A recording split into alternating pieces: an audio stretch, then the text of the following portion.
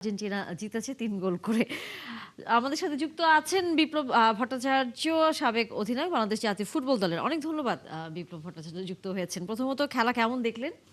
আর দ্বিতীয়ত যেটি আসলে একটু আলোচনা হয়তো আজকে শুধু বাংলাদেশ না হয়তো সকল গণমাধ্যমেই আলোচনা হবে যে খেলার রেফারির যে কাজ সেটি নিয়ে খুব সম্ভবত। এটি নিয়ে এক ধরনের আলোচনা এর মধ্যেই শুরু হয়ে গেছে। আপনার কাছ থেকে যদি আমরা একটু শুনি। আপনাদের আসলে এই ম্যাচটা যদি বলি যে ব্রাজিল হেরে যাওয়ার পরে আরেকটা অঘটনের জন্ম হচ্ছিল। কারণ এই ম্যাচেও যদি আর্জেন্টিনা হেরে যেত হয়তো বাংলাদেশের মানুষের জন্য বিশ্বকাপটা শেষ হয়ে যেত। বিশেষ করে আর্জেন্টাইন সাপোর্টারদের। আমরা জানি যে এই ম্যাচটা প্রায় ৭৮ মিনিট পর্যন্ত এগিয়ে ছিল মিশর এবং অসাধারণ ফুটবল খেলে এগিয়ে ছিল। হ্যাঁ, আর্জেন্টিনাও বেশ কিছু সুযোগ পেয়েছে কিন্তু কাজে লাগাতে পারেনি। শুরুতে যদি বলি মেসি পেনাল্টি মিস করেছে। মেসির পেনাল্টি যে মিস করেছে আমার কাছে মনে হয়েছে গিমারেসের মতোই সেই একই জায়গায় শট, একই রকম একদম নরমাল একটি শট ছিল যেখান থেকে সেভ করে দিয়েছে তাদের গোলরক্ষক। সো আমার মনে হয় যে আর্জেন্টিনা আ লাস্ট ম্যাচটাও যদি আমরা দেখি কেপ ভার্দের সাথে হারতে ম্যাচটা জিতেছে। তো রেফারিং নিয়ে কথা উঠছে টোটালি এই বিশ্বকাপে আমরা দেখছি যে আর্জেন্টিনা আজকে যে ম্যাচটা খেললো এবং দুঃখজনক যে কিছু ও আ ডিসিশন মেকিং এটা আমাদের কাছেও লেগেছে, খারাপ লেগেছে। আসলে বিশ্বকাপের মঞ্চে যদি এই ধরনের ডিসিশন হয় একটা দলের বিপক্ষে, সো এটা অবশ্যই খুবই দুঃখজনক। আর দিন শেষে আমার কাছে মনে হয়েছে যে আর্জেন্টিনা লাস্ট পর্যন্ত ট্রাই করেছে গোল বের করার জন্য এবং তারা শেষ পর্যন্ত কামিয়াব হয়েছে। আসলে ডিউ টু কিছু সিচুয়েশন এবং কিছু ডিসিশন এর জন্য খেলোয়াড়রা টেম্পটেড হয়ে গেছিল। বিশেষ করে মিশরের। তারা কনসেনট্রেশন ধরে রাখতে পারেনি দেখেই লাস্টে ৩ টা গোল রিসিভ করেছে রোমেরো, মেসি, দেন ফার্নান্ডেজ লাস্ট গোলটা করলো। সো আমার মনে হয় যে আ অসাধারণ একটা ফুটবল খেলেছে মিশর এবং মিশরের জন্য অবশ্যই শুভকামনা রইলো। ওরা অনেক ভালো ফুটবল খেলেছে, ফেয়ার ফুটবল খেলেছে। আমি মনে করি যে এখানে দিন শেষে যদি বলি যে আ রেফারিং এর কিছু ডিসিশন হয়তো আমরা সবাই দেখেছি, বিশ্ববাসী দেখেছে। সো আমার মনে হয় যে সেটা এটা তো আর্জেন্টিনার বলার পক্ষে অপেক্ষা আসলে রাখে গেছে না। অনেকটা এরই মধ্যে আ শুধু ব্রাজিলের সাপোর্টার বলছে বিষয়টা সেটা না। সেটা নিয়ে তো আসলে আলোচনা এর মধ্যে অন্যান্য জায়গা থেকেও আসলে হচ্ছে।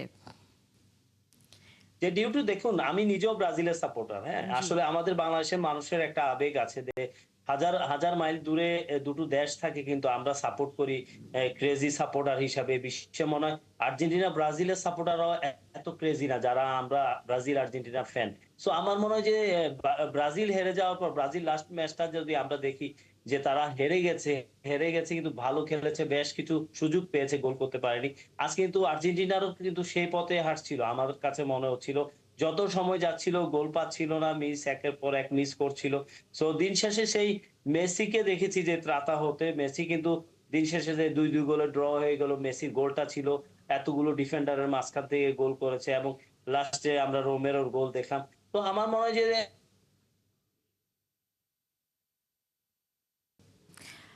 আপনি আছেন বিপ্লব ভট্টাচার্য। আমরা যদি আসি আমাদের অতিথিদের কাছে। আম জি। একটি কথা আসলে বলেছেন তিনি যে বাংলাদেশ, আর্জেন্টিনা এবং ব্রাজিলের আসলে সাপোর্টারদের দিয়ে পুরা বিভক্ত। কিন্তু দিন শেষে আ সেই দেশের মানুষরা হয়তো ইদানিং চিনতে শুরু করেছে বাংলাদেশ নামে একটি দেশ যারা হচ্ছে বাংলাদেশে তাদেরকে খুব কিন্তু পছন্দ করে। আর্জেন্টিনার জুতা এম্বাসি কিন্তু হ্যাঁ, এইজন্যই অ্যাম্বাসেডরও করা এখন হয়েছিল। দেখেন খেলা আমাদের হ্যাঁ। বিভিন্ন জায়গায় আমরা দেখি তিনি ঘুরে যান। তবে কিন্তু আজকে আজকে ইয়েতে নর্থ সাউথে যে দেখার কথা ছিল সেখানে সেখানে হয়নি বোধহয় মানে সম্ভব হয়নি এবং টিএসসিতেও আজকে আসলে এই বৃষ্টির কারণে খুব সম্ভবত দেখানো যায়নি।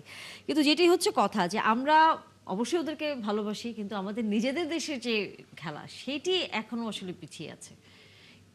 হ্যাঁ এটা তো আমরা তো ফিফার র্যাঙ্কিং এ আমাদের অবস্থান বোধহয় কত ১০০ মানে অনেক নিচের ১৫০ দিকে নিচে আসলে আর কি সেরকমই। ১৫০ নিচে। হ্যাঁ। তা আমরা কবে আমরা দেখে যেতে পারবো কিনা সন্দেহ আমার সন্দেহ আছে কারণ এই যে আমরা যে একটু আমার পরিবর্তন করছি যে দেশের আমাদের হয়তো ওই যে বংশোদ্ভূত যেমন হামজা যেমন থেকে শুরু একটা জিনিস অনেকে নিয়ে দেখেন আসছি। হ্যাঁ এইটার ফলে কি কোনো পরিবর্তন দেখতে পান? হ্যাঁ কিছু পরিবর্তন তো আমরা আশা করব কারণ এই যে বিভিন্ন বড় ক্লাবের যে আমাদের স্বদেশী আমাদের প্রবাসী যে খেলোয়াড়রা আসছেন তাদের দেখে তারা আমাদের যেই জাতীয় দল এবং বিভিন্ন এ বি বিভিন্ন ক্যাটাগরির বা এই দলগুলোর সাথে তারা খেলছেন, তারা ইন্টারঅ্যাক্ট করছেন, তারা বিভিন্ন টেকনিক শিখছেন, এক্সচেঞ্জ করছেন।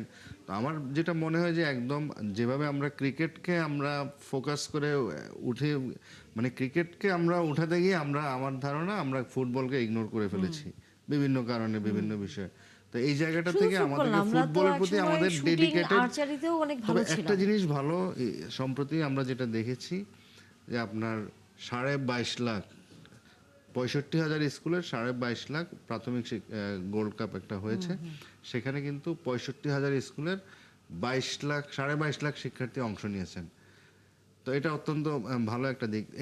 মানে ওই পর্যায় থেকে আমাদের ফুটবলারদের উঠিয়ে নিয়ে আসতে হবে, এবং যারা ভালো করেন তাদের উন্নত প্রযুক্তি, উন্নত ট্রেনিং, এগুলোর মাধ্যমে আমরা দেখে না যেতে পারলে আমাদের পরবর্তী প্রজন্ম যেন তারা দেখতে অন্তত পারে, তারাও গর্ব করে। দেখতে পারেন। জি, না, এখন যদি সালাউদ্দিন আইবি সাহেব থাকতো তাহলে একটু ভালো হইতো, কারণ এটা তো জুলাই বিপ্লবের মধ্যে নাই যে বাচ্চাদেরকে খেলাধুলায় পারদর্শী করতে হবে, খেলাধুলায় মানে খেলাধুলায় অংশগ্রহণ করার জন্য পৃষ্ঠপোষকতা করতে হবে, এটা কিন্তু জুলাই বিপ্লবে নাই। কিন্তু আমাদের প্রধানমন্ত্রী উনি নতুন করি স্পোর্টস নামে, যাতে বাচ্চারা খেলাধুলায় অংশগ্রহণ করতে পারে, তার জন্য কিন্তু উনি বিভিন্নভাবে, কারণ খেলাধুলা আমাদের কয়েকটি কারণে দরকার। প্রথমত, অন্য অনেক দেশে কিন্তু খেলাধুলা পেশা হিসেবে চলছে, তা আমাদের যদি একটা শ্রেণী আমরা খেলোয়াড় হিসেবে গড়ে তুলতে পারি, তাহলে তারাও কিন্তু অর্থনৈতিকভাবে দেশের জন্য কিছু করতে পারে।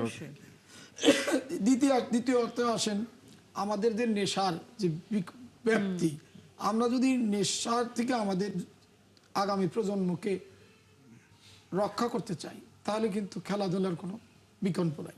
সেদিক দিয়েও খেলাধুলা কিন্তু আমাদের দরকার। তো এই জন্য আমাদের মাননীয় প্রধানমন্ত্রী নতুন করি স্পোর্টস নামে খেলাধুলাকে উৎসাহ দেওয়ার জন্য বিভিন্নভাবে ইতিমধ্যে ভাতাও দিয়েছেন, আপনি জানেন যে ভাতা দিয়েছেন, এবং ঘোষণা দিয়েছেন যে প্রত্যেকটি উপজেলায় একটি করে স্টেডিয়াম হবে এবং ইউনিয়ন পর্যায়ে একটা করে স্টেডিয়াম হবে। তা আমরা আজকে যদি শুরু করি, সুমন ভাই হতাশ হয়েছে, আমি ওনাকে বলবো যে আপনি আশাবাদী হন। আজকে যারা বাচ্চারা আছে, আমরা যদি তাদেরকে সেইভাবে প্রশিক্ষণ দিতে পারি, সুবিধা করে দিতে পারি, তাহলে কিন্তু আগামী দিনে আমাদের এই বাচ্চারা আমাদের প্রত্যাশার জায়গাটা ইনশাল্লাহ আমরা আসলে সেই আশাটাই রাখতে চাই। অবশ্যই রাজনীতির পাশাপাশি আমাদের প্রজন্ম নানা রকম এই ধরনের কারিকুলামে উন্নতি করবে এবং দেশের নাম উজ্জ্বল করবে, সেই প্রত্যাশা আমরা রাখতে চাই। ধন্যবাদ।